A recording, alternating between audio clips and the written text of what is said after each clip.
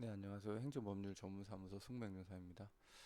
어, 제가 이렇게 음주운전이라는 포스팅을 할 때는 항상 전날에 음주운전 관련 상담을 하고 나면 또 이런 포스팅을 하거든요. 네, 음주운전 구제율 5% 미만입니다. 네, 그쵸. 그래서 안 하시는 게 낫고 차라리 뭐 2, 300만 원 주시고 하실 바에는 벌금에 쓰시라는 게 제 지론입니다. 저의 지론입니다. 그러나 이런 부분뿐만 아니라 단속 과정에서 적법한 절차가 지켜지지 않는 경우도 있어요, 사실은. 네. 이거 한번 보면 음주 단속 현장에서는 경찰관의 단속 권한이 매우 강력하게 행사됩니다. 예를 들어 일단 저는 범죄를 저질렀잖아요. 도로교통법 위반, 뭐 술을 마시고 그러면 이제 나는 범죄자고 경찰은 단속하는 경우니까 심지어 위축이 되는 거죠. 네.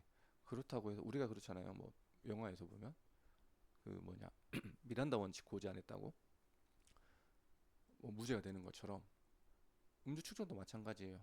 음주 측정 전후로 반드시 일정한 절차를 거쳐야 되는데 이런 게 안 하는 경우에는 이제 위법한 행위가 되는 거죠. 네. 그리고 이런 중대한 절차상 하자가 있다면 이제 증거 능력 인정받기 힘들고 음주운전이 이제 측정 결과가 효력을 잃게 되죠. 네. 뭐 대표적인 절차상 문제가 이제 입행공간 불 때예요. 네. 통상 이제 음주운전은 음주한 후 20분이 지나야 측정이 가능하고 입안에 물로 헹궈서 알코올을 제거를 해야 됩니다. 근데 이 절차를 생략하거나 입행구 기회를 주지 않거나 그럼 이제 절차상 하자나 이제 그 측정 결과에 대한 신빙이 떨어지게 되죠. 얼마 전에는 불때 재사용 문제에 대한 판례가 있었어요. 그 대법원이었가요 그때? 네, 재판 결과가 무죄가 나왔는데 음주 측정기는 이래 1인 1회 사용해도 일회용이에요 불때가. 근데 여러 차례 불때를 그냥 안 나왔다 한 번 더 보세요, 한 번 더 보세요, 한 번 더 보세요 라고 하면 문제가 되는 거죠. 그러니까 이런 경우는 있어요. 한 번 불고 안 나왔어. 또 한 번 불고 나왔어요. 그러면 이제 불때를 갈고 새로 측정을 해야 되는데 그게 아니고 그냥 하나로 그냥 여섯 차례 분 거예요. 네. 청주 지방법원에서 이제 이걸 무죄를 선고한 건데 한 개 불때를 여섯 차례 사용을 해서 이제 음주 측정에 대한 신뢰성 인정하기 어렵다며 피고인에게 무죄를 선고했습니다. 네, 재판부는 불때를 재사용하는 경우 침과 호흡 액체가 측정기에 영향을 미쳐 실제보다 높은 혈중 알코올 농도가 나올 수 있다라고 판단했기 때문에 재판부는 무죄를 선고한 거죠. 어, 또한 다른 것도 있어요. 부당한 체포. 네, 이제 음주운전하고 집에 들어갔는데 경찰이 기망해서 주거지 밖으로 나오도록 한 거예요. 그리고 음주 측정을 요구했고 법원에서는 울산지법에서는 이를 위법한 수사라고 봐서 무죄를 선고했습니다. 저희 의뢰인도 있거든요. 음주운전을 이제 이름만 하면 좀 그렇지만 운전을 하고 집에 들어갔는데 이제 집에 들어간 거예요. 그러더니 이제 갑자기 경찰이 뭐 문을 두드리면서 네, 막 문을 두드리는 거예요. 그러니까 막 저녁에 문을 두드리니까 무섭잖아요. 그게 누구시냐고 물어보니까 아 밑에 집이라고 잠시만 열어보라고 해서 열어줬는데 경찰이었던 거죠.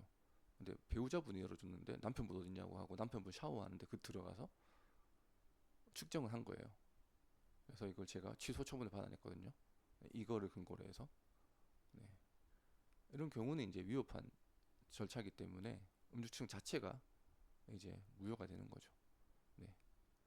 똑같습니다. 얼마 전 사건 사고에서도 경찰이 위법한 공무집행을 하는데 거기에 저항했다고 해서 공무집행 방해가 무죄가 선고된 것처럼 어쨌든 경찰은 예방적 경찰 활동이 아니라 이건 수사기 때문에 이런 부분은 적법한 절차에 따라야 된다는 거죠.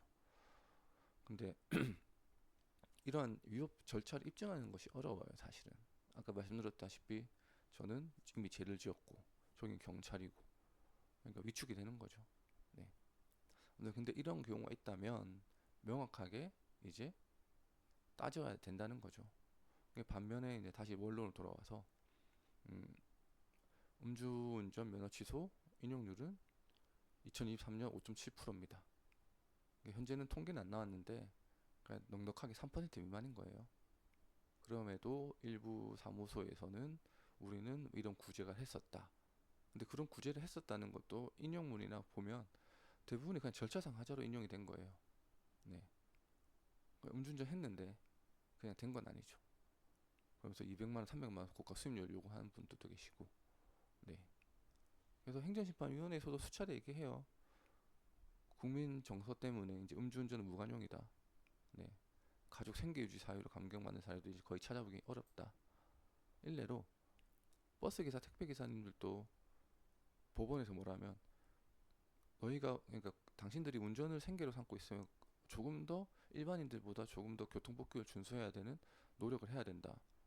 그래서 비난 가능성이 더 크다라는 거죠. 어. 그럼 요즘 사회 분위기가 그래요. 거의 안 된다고 보셔야 되죠. 3% 미만입니다, 현재는. 네. 음.